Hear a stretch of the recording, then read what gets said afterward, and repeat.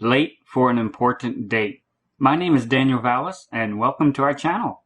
There is a lot going on right now, both with enemy events, but then also with the appointed days, with the appointed shadow patterns that we've been looking at and examining, the Feast of Ingathering, and also in light of the Shiloh prophecy that's going on right now. And it is amazing to see how these two are lining up and coming together and engaging and meshing. But we also see that time is very limited. With the days ahead, we see significant celestial changes from the Alpha to Omega very soon in the days ahead. We also see and understand that Jupiter is going to be approximately leaving the feet. At the 16th is when we can start to say it's starting to leave. Again, it's hard to say for sure, but around the 16th, it's really starting to get to the edge of things, even on the fuzzy lion.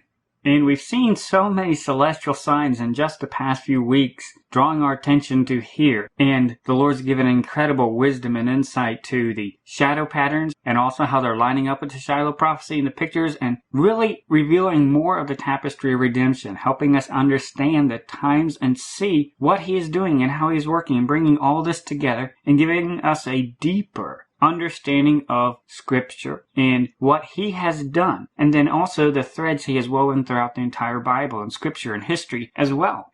And as we're learning more and more people are coming to the channel too as well, there are a lot of questions about time, especially now that we're past the Feast of Trumpets and the Day of Atonement and we are approaching the Feast of Tabernacles. A lot of people are still confused with next month and the other calendars out there, and there's a lot of calendars out there. But we must keep in mind what is on the horizon in front of us.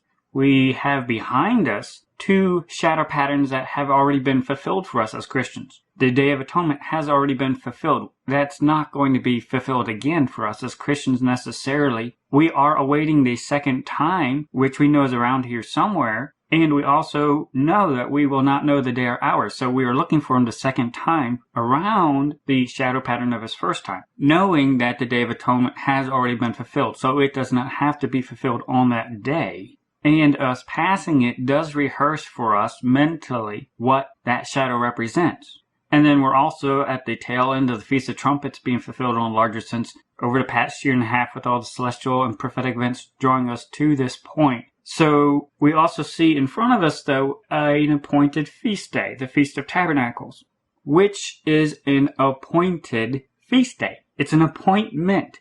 You are expected to be there on time. It's not your time. It's God's time. It's the conductor's watch. It's an appointment. The expectation is to be there on time and to have an understanding of the time so you'll be prepared and ready accordingly. It's just like any appointment in life, whether it's a dental appointment or a doctor's appointment or a business appointment. You are expected to have an understanding of the time so you can live in light of that appointment before you get to that appointment. So you can make sure that you are prepared and dressed and ready and account for traffic and all the other stuff. Knowing the time and when your appointment is helps you get ready and get in place for the appointment. And so this is why it's very important for us to know the time, what time it truly is, and then also know what time our appointment is at too as well. And it all goes back to Genesis 1:14. And this is the first days of creation, the first week of creation. This is when these instructions were handed down. You cannot get any earlier than these instructions. And God said, "Let there be lights in the firmament of the heaven to divide the day from the night." You are going to see them. They are lights. And let them be for signs, number one, and for seasons. That's the appointed times. So you are going to be able to determine the appointed times, the appointed shadow patterns. You're going to be able to determine those based on the celestial lights. So let them be for signs and for seasons and for days and years.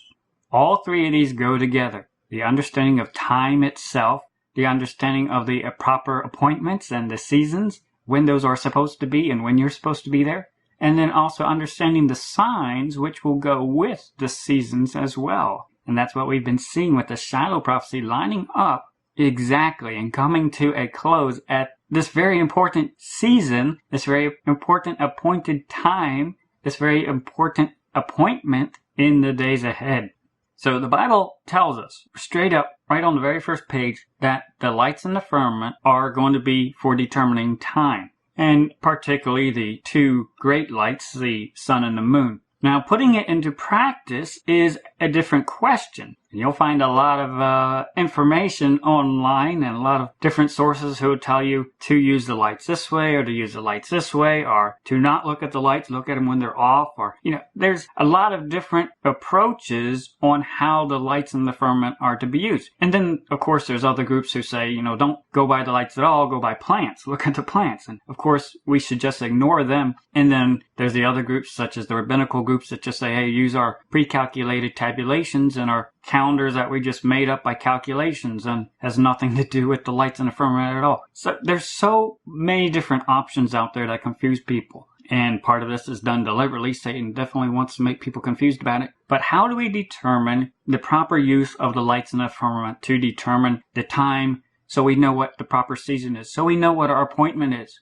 If we want to be ready for our appointment, and we want to be there, we want to be purified, we want to be prepared, we want to be there on time, we want to be ready, then how do we find out the proper use of the lights in the firmament to tell us the time so we will know the seasons? Out of all the options out there, how do we determine which one is the right one? Because if you look at them, and I've spent about 2 years studying the different calendar methods. I've done a lot of study on them. I'm sick and tired of it, really, because everybody thinks that they're right, and everybody can put forth a good presentation of, oh, ours is right, and it's been used by the ancients, blah, blah, blah. All of the different calendar methods out there for presentation, they have supposed proof to back up why they use it or why you should consider using it. So it is confusing. So what is the proof of which one is the right one?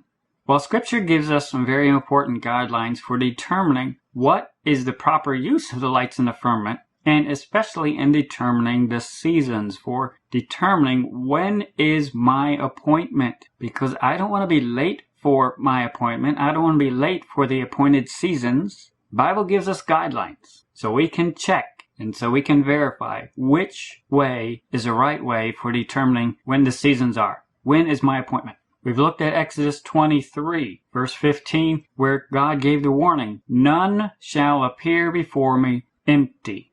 And he's emphasizing this to his people, that there's going to be 3 times that you are going to have an appointment where you need to show up on time and not empty-handed. These two concepts go together. The appointment, the date that you need to know, is linked to you not showing up empty-handed. So number 1, you should not be late. And number 2, you should make sure that the season lines up with the harvest. So you will not show up empty-handed. The seasons, the true appointments will always line up with the harvest times. And remember, all 3 of these appointments, all 3 of these seasons deal with harvests. All 3 of these appointments do. So you can know for sure if you're on the right calendar, if you're on the right day, if you're on the right appointment, depending on how it lines up with the harvest. Are you showing up empty-handed because you are late, or are you showing up with your first fruits in hand because you're at the first fruits time? And he emphasizes this applies for the wave offering, which is the barley first fruits. It applies for the wheat harvest, the first fruits of that. And it also applies to the Feast of Ingathering, which is the Feast of Tabernacles, at the end of the harvest year, not the literal year, the end of the harvest year. And so he emphasizes again, do not be late to this appointed time. You have 3 appointed times that you have to show up. Show up on time and show up with the first fruits in hand. And he emphasizes it again in Deuteronomy 16:16. 3 times in a year shall all thy males appear. This is an appearance. This is an appointment. You are expected to be there on time before the Lord thy God in the place which he shall choose, and that's Shiloh, in the Feast of Unleavened Bread, and that's when the wave offering is given up of first fruits of barley, and in the Feast of Weeks, and that's Pentecost, the first fruits of the wheat harvest, and in the Feast of Tabernacles, which is the first fruits of the later fruit harvest. And they shall not appear before the Lord empty. Again, he's connecting. This is an appointment. You are expected to be there on time, in the proper place, and not empty-handed. And if you are showing up at the wrong time, you will be empty-handed. Because if you're way early, then obviously you won't have the first fruits yet. And if you're way late, then obviously you won't have any first fruits left in the field either. Being on time is so important for this appointment. And it must line up with the harvest times. And one thing we forget so much today because we are so distantly removed from it is the lifestyle back then, the culture and the way of life was very agrarian. Most people were farmers. Most people were connected to the land. It was extremely important to be on the right calendar. Because if you were on the wrong calendar and you had the feast at the wrong time, you would have an entire nation of people showing up empty-handed. You don't just pick a calendar just because it fits with your understanding. You pick a calendar that actually works. A calendar that actually brings the appointed times, the first fruits, the appointed times of the harvest. It actually lines up with the real harvest times that take place there in Israel. And if you have the proper calendaring methods, you really don't have to worry about this too much every year because it's automatically going to happen. Because once you have the calendaring method down, it's going to work like clockwork. It'll be consistent. But if you come to the wave offering, the first fruits of barley, and you realize that you're way early for harvest, a month early or a month late or even 2 weeks sometimes, that should tell you you need to recheck your calculations again and check something with your calendar, because it also means that the next harvest will be off too, which means you're going to be late for the appointment and you're going to be empty-handed on the next appointment, and then you'll be late and off on the appointment after that. So if you are going to fix your calendar, you better do it at the first appointment if you realize you are late or you're off. You don't just keep going and hoping a second wrong or a third wrong makes it right. No. Another wrong is another wrong. You're going to be late again to an appointment with God, and the third time you'd be late a third time. You're either right or you're totally wrong. You're either on time or you're totally late. You're either showing up with first fruits in hand or you're not. And the agrarian people back then, and even recently into history, not too long ago, people were very connected with the celestial cycles, particularly from an agrarian perspective. I was reading in just some books the other day about colonial America and how they lived and farmed back then. I was just doing it for fun. I enjoy history and learning about that kind of stuff. But I took notice how they mentioned how often they had to refer to the almanac and the cycles of the moon and how bright the moon was going to be that particular time of the month and whether they're going to travel at night and everything. Agrarian people who lived outside a lot and worked outside a lot and were connected with the land and the cycles of nature a lot more depended heavily on having a right, proper perspective of the celestial lights and their movements. They had an understanding of that, and we are so greatly removed from that today for sure. Because we never look at it. We don't consult it. We got our electronic clocks and all that we don't look at what mankind has looked at for thousands of years. But understanding the celestial movements and the proper time for planting, the proper time for harvesting, all of that is connected together. You don't just make up a calendar. No. To have a proper, true calendar, those two must sync up. The calendaring method must line up with the proper entire agricultural cycle. Everything from planting to harvesting, the whole cycle must mesh perfectly, or you will be late for an appointment and you will be empty-handed because you'll still be waiting for the harvest to come in, or you'll realize the harvest happened a month ago and you have nothing left in the field. Making sure your calendar and the agricultural cycle, the entire cycle, meshes together is so important. When we look, for example, just at this year, I'm just going to present a simplified view. I definitely highly recommend TorahCalendar.com. They have some great in-depth calendaring methods that I've looked through and read through a lot of it before. But just to give you a quick overview, we can look at the celestial lights, and particularly the circuit of the sun travels once a circuit every year. And that is partially of what determines the year. But a true biblical calendar is a luni-solar year. It combines knowledge of the moon and the sun because they do not sync up. You have to combine an average of the two. And this year, the spring equinox, when the sun is regarded as starting its circuit over again, was on March 20th. And the spring equinox is very important because that is when things are warming up again in most climates, and you're planting your gardens, and when things are starting to bloom and spring in general. The natural cycles of nature are going to quickly follow the spring equinox around that time. Regardless of what calendar you have, around the spring equinox, things are going to start springing. and the weather's going to be changing. Things are going to be warming up, again, depending on your area as well, too. But there's going to be a natural clockwork cycle of the seasons changing around this time and afterwards. It does not matter what calendar you use. The plants will always be growing and responding a certain, set, repeatable, predictable way after the spring equinox, no matter what calendar you use.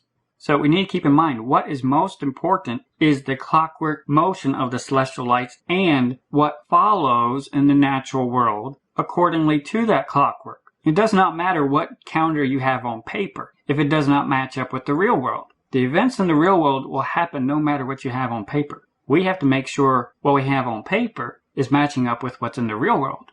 So this year, the spring equinox was March 20th.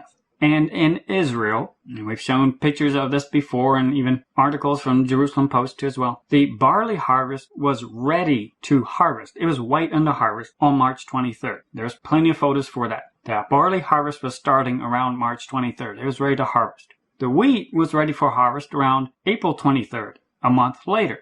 And by May 9th, the wheat harvest was already well underway and was already complete in some areas too as well. And then close to where we are now was the fruit harvest. This would be grapes and other things like that. So this is the natural cycle that happened in Israel this year after the spring equinox. It does not matter what calendar you have on paper, this happened. It will happen in clockwork fashion practically every year. It's predictable. You know, here in Alabama, we have a rule of thumb in the spring that you don't start planting your gardens till a certain day just because of frost. And that day is pegged to the equinox. It's a particular day that depends on the equinox. And so everybody around here knows you don't plant your gardens in our region based on a day that is in relation to the equinox, because the natural processes of warming and plants budding and growing and all that, that will follow accordingly, predictably to the equinox. So it does not matter what calendar you have, the plants are not going to follow your calendar. They're going to follow the natural cycles. Now we are here just looking at a seasonal view of what has happened in the natural cycles of things. So what we need to look at now is what calendar is correctly bringing us to appointed times that will match up with what is happening in the real world. What calendar is going to bring me to the proper appointment on time for the barley first fruits, which are collected at the beginning of the barley harvest? Which calendar will enable me to be on time with the first fruits in hand? And then secondly, that same calendaring method should also make sure that I show up for my next appointment on time and with first fruits of the wheat in hand as well.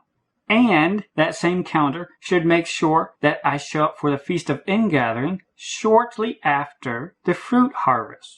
So I'll have the first fruits of the fruit harvest shortly after we have gathered in everything. So the proper calendar will have me showing up to 3 different appointments at 3 different times in the year on time and with the first fruits in hand. And this is very important. And this is one reason why I'm using the calendar that we're using, because I've done a lot of research into it, a lot of research. And the calendar that we're using has brought us to all 3 of our appointments at the proper time, reflected in the natural cycle of growth and the harvest as they happened. We came to the Feast of Unleavened Bread right at the time that barley was ready to harvest the first fruits of that. We came to the time of Pentecost with the 2 different interpretations of that, but still right at the time when wheat was ready for harvest and there was still wheat in the field. Wheat won't match up exactly like barley does, but it should still be in the harvesting stage. You should still have some in the field. And we covered before, if you've ever grown anything or had a garden or grown any type of fruit or anything like that, you know once something is ripe, you have just a few days at the most to pick it and to harvest it and to collect it before it falls to the ground. So the calendar that you have must bring you very close to the harvest times, particularly for the first fruits for barley, but then also for wheat. You can't wait weeks. You can't push it and delay it a month for sure, even weeks even. There's not going to be anything left on the stalks. So it is extremely important that your calendar brings you very, very close to the proper harvest times. So that way you'll be showing up on time and with what you're required to have. So the calendar that we've been going by has matched up exactly, perfectly, beautifully. And that's why we continue to use it, because it has been demonstrably correct. It has lined up with the harvest. We have not missed the first appointment. We have not missed the second appointment. And that's why we have full expectation that we're on time for the third appointment. But other calendars, such as the rabbinical calendar, if you go onto Google and type in when is the Feast of Trumpets or something like that, it'll tell you a month down the road. But as you can see, what that does is that offsets it from the natural cycle that is going to happen no matter what you have on paper. And this is why we showed pictures from the Jerusalem Post of them in Israel harvesting wheat when they should have been harvesting the first fruits of barley, because they are an entire month off. They are late for their appointment. They are late for an important date. And then at Pentecost, I don't know what in the world they harvested, because the wheat harvest was already well done and over with. There's nothing left in the field. And now they're expecting to have tabernacles a month after the various fruit harvests and everything. It's so demonstrably off that I don't even know why people are defending this. It would be like having Thanksgiving in late December. I mean, that's the equivalent of what you're doing is having tabernacles, which is the Feast of Ingathering, and late December is the equivalent, picture-wise. It's so way off. If I invited you over to my house for Thanksgiving dinner, and you showed up a month late at the end of December, I'd really be questioning your sanity, because it'd be so obvious. There'd be snow on the ground, there'd be ice, there'd be, hello, this is completely the wrong time. Don't you pay attention to the seasons and the cycles, the leaves falling and the harvest stuff? That would be going through my mind. And God wants us to be paying attention to the celestial lights in the firmament and the natural cycle of things, to be watching. And he tells us on the first page of the Bible what we should be looking at. And so if we find out that we are late for our date because we are showing up empty-handed, we need to realize, okay, this calendar is not working. I need to switch to something that does work. Now, if I went to a business meeting and realized that I was late because my watch was broken and was telling me the wrong time, what should I do? I should throw that watch away or get a new battery or something. I shouldn't keep on using it as it is. No, once we find out that the clock that we're using to tell us the times, to tell us the appointments, to tell us the seasons, once we realize it is wrong, we better stop using it and switch over to something that works. That's how you know whether the calendaring system you are using is true. Does it work? Does it bring you to the proper time? The rabbinical calendar and any calendar that's telling you October, that is so way off. But even things like the Enoch calendar and calendars that go by the full moon and other things like that, that's about 2 weeks off, and that's still enough of a time. Again, if you've ever grown anything, once things are ready for harvest, once they are right into harvest, you harvest it then. You don't wait 2 weeks. A true calendar for telling you the proper time will bring you to the proper time for the first fruits, for the harvest times. It must match up. So this is why we use the calendar that we're using, because it has demonstrated that it has brought us to the proper times that line up with the calendar time, matching up with the natural growth cycle and the agricultural cycles there in Israel. So we were right on time for the first appointment, for the second appointment, and we have full expectation that we are right on time for the third appointment. It is an appointment. We are expected to be on time. Romans 13:11. That knowing the time, that now it is high time to wake out of sleep. For now is our salvation nearer than when we believed. The night is far spent, the day is at hand. Let us therefore cast off the works of darkness and let us put on the armor of light. Do you realize what time it is? Are you on the right time? Now is the time when we need to be waking up, not thinking we have another month, not thinking we have even 2 weeks. No, now is the high time. Once we know the time, that has demonstrated that it is true, and that has demonstrated that it has brought us to our appointments on time. Once we realize and know the time, we need to realize it's high time to wake up out of sleep. We need to get busy now. We need to make sure we are ready now for our appointment so we are not late for an important date. Let us be ready for our appointment. We see on the horizon an appointment for our gathering, the shadow of it, the name even, at Shiloh, by Shiloh. We are expecting him to show up, and he is expecting us to rise up and go out to meet him, to be ready when he shows up. Which means we need to know the time for our appointment, what time we need to be rising up and going out to meet him. That's right now. The enemy knows what time it is, and they've been pointing to this time and even previous getting their disciples ready because they know what time it is and they know they are about to be unrestrained. They are signaling that the son of perdition apparently is about to make his triumphal entry. As soon as he is unrestrained, the enemy knows that as soon as Shiloh gathers his people, the son of perdition will be unrestrained. And so that's why he's all excited about this time. He's looking for the gathering to happen any day now too, because he knows what it means. The enemy has a very good idea of what the appointment and the appointed time is. The enemy does not want his disciples to be late for a very important date either. When we examine what they've been doing over the past 6 months, on April 19th is when they set it up in Trafalgar Square over in London. And they're getting ready to, 6 months later, to set it up in New York City on September 19th. And what they're setting up is a replica of a Palmyra Roman triumphal gate. I talked about the connections with the city of palms and how palms are a reference to a phoenix because you can cut down a palm tree, burn it to the ground even, and it will grow back. So long time throughout history it's been used as a picture of a phoenix coming back. But there's also many overtones that we've talked about before with the triumphal entry and the palms and everything that the son of perdition is counterfeiting on a pattern and shadow level. And at Trafalgar Square, they set it up only a few feet away from Nelson's column, which is surrounded by 4 gigantic lions. And Horatio, the Italian name, it comes from timekeeper, that's what it means. He had the palm tree motto and is in his heraldry. A lot of tied together and connections, and is also a perfect archetype for Apollyon, blind in his right arm, missing his right arm is withered in a sense. And then also the column capital was modeled after the Temple of Mars, the Avenger. So incredible patterns and pictures of this placement of this triumphal arch the first time. This was not just some free location that they picked. This was done very deliberately. A lot just in that one package and location. They were sending out an announcement then. But you'll also remember that the arch was lit up in dark red. It's very ominous looking, very eerie, and it was not normal. So from the very get-go, from day one, it's like this is very ominous. This is not normal. But do you remember what was also lit up in red the exact same day? The Empire State Building in New York City. But both these events happened on the exact same day in mirror locations. Very interesting.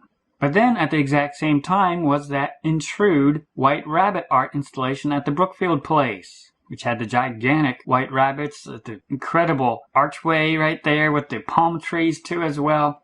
And this art installation happened about 2 days before the arch went up in Trafalgar Square. And this installation stayed up for a number of days after this too as well. So all this is going on at the same time. The white rabbits, the Empire State Building being lit up in red, the same time the arch was being lit up in red. All of these are connected. And of course, Brookfield Place, the main atrium here, faced directly to the One World Trade Center. And it's interesting that the atrium used to actually connect to the World Trade Center via a pedestrian bridge. So this literally physically used to be connected to the World Trade Center. This gateway, this atrium way with the arches and the palm trees.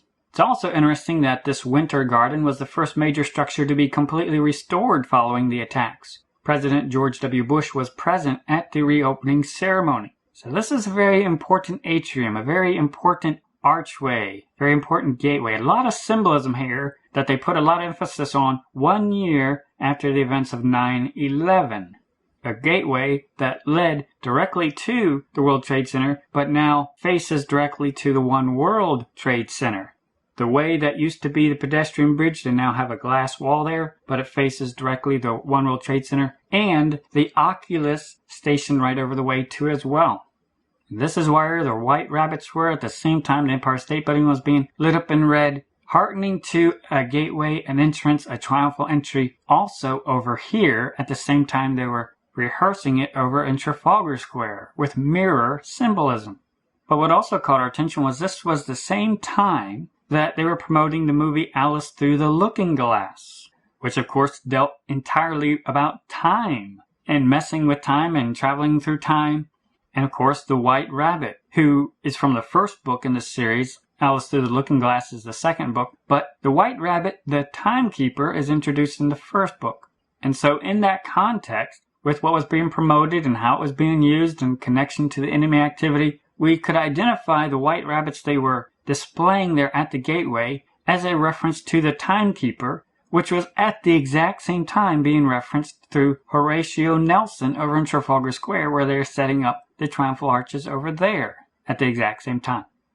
And the Bible tells us that the mystery of iniquity has been planning on and thinking about how to change the times and laws for a long time. They've been putting a lot of thinking into this planning and conditioning the world, but they know it will only be given into their hands, the hands of the Antichrist, for a short time. They're not allowed to do that yet. Once he is unrestrained, then he will be able to mess with time. He can't do it yet, though. He has not been unrestrained. We talk about this more in depth in our Revelation Spiral of Time playlist. And also check out our article, What is the Falling Away? But in addition to the timekeeper and the white rabbits and the arches and the palms and the red and everything they were doing on the exact same day, along with the Alice being promoted, is also pointing to Trafalgar Square with the Alice movie and trailer that they're putting out. They weren't just pointing to one thing or putting a nod to one area. They were pointing to both these areas strongly, specifically to Trafalgar Square, even in the days leading up to when the arch was about to be installed there.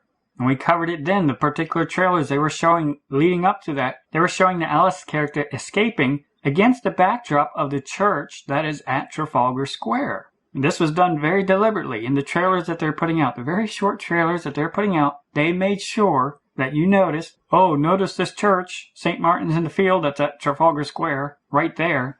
All of this is connected. They were linking together the ideas in the Alice trailer with the time concepts too as well, with what was taking place in Trafalgar Square. The symbolism there, making sure Satan's disciples knew all this goes together. And in the exact same trailer, they emphasize the idea of the oculus, the eye, and the opening of the gateway and the enhanced perceptions and everything that goes with the oculus too as well. But they were emphasizing this in connection with Trafalgar Square, the idea of the oculus. That's how the trailer started out, too. And when we look at where all this was taking place, right there at the bottom, Brookfield Place, the gateway leading to the One World Trade Center, and the World Trade Centers previously connected right to them. That's where, at that gateway, they were setting up the timekeeper with the triumphal entry imagery and directly pointing to the oculus there, just like in the Alice trailer.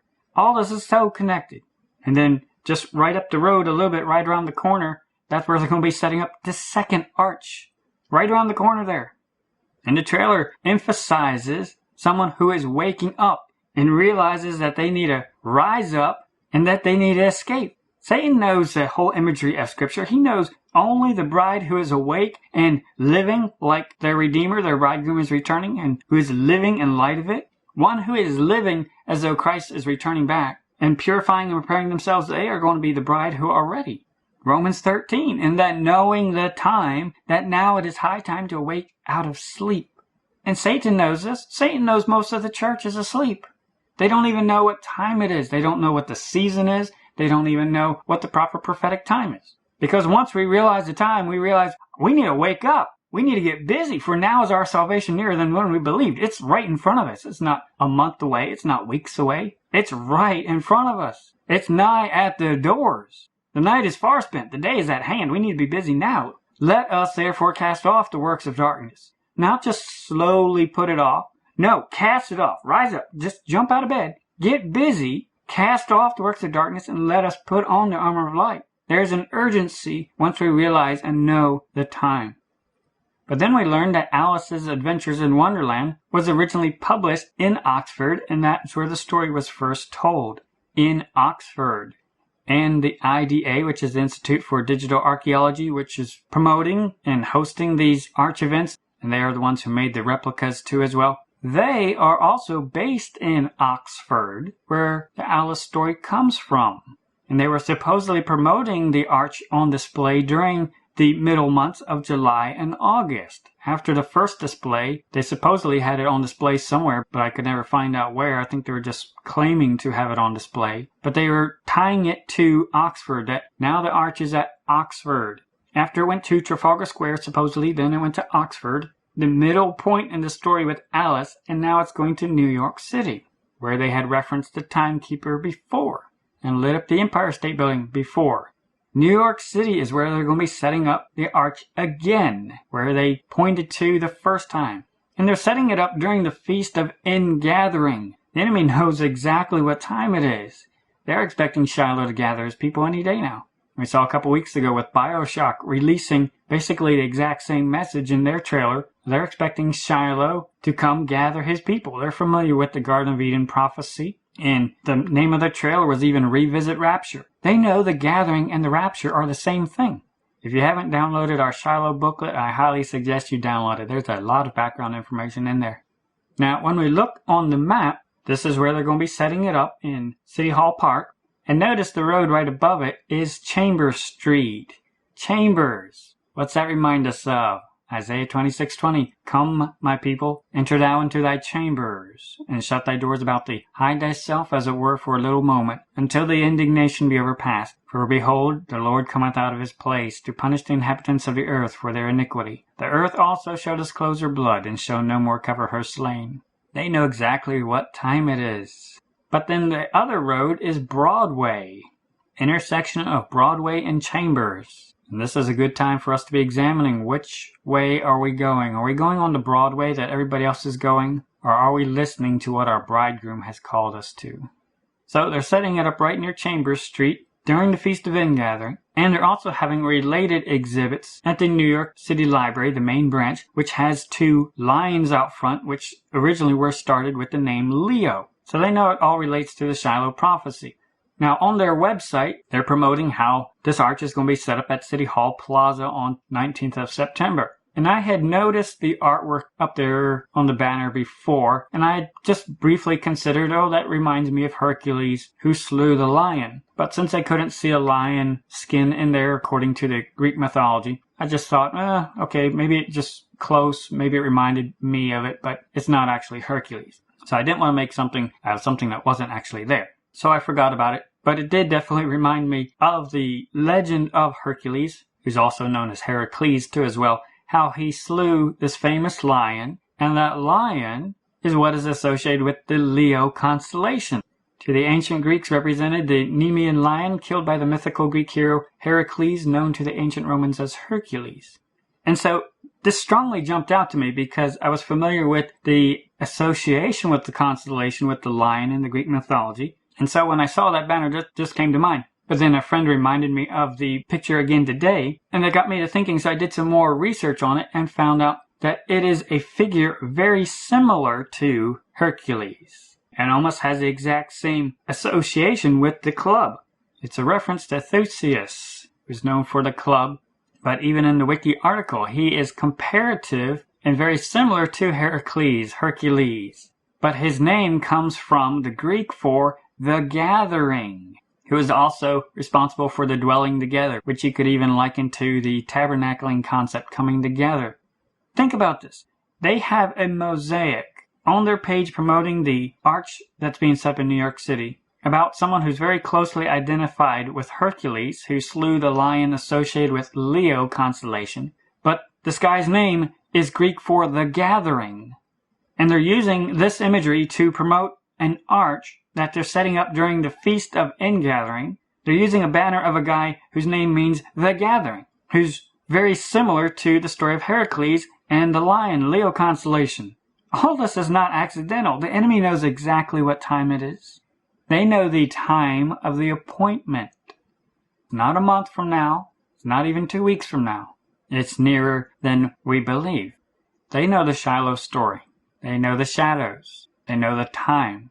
They are watching the celestial lights in the firmament, which tell the signs of Shiloh, which also tell us the true seasons, which also tell us the true time.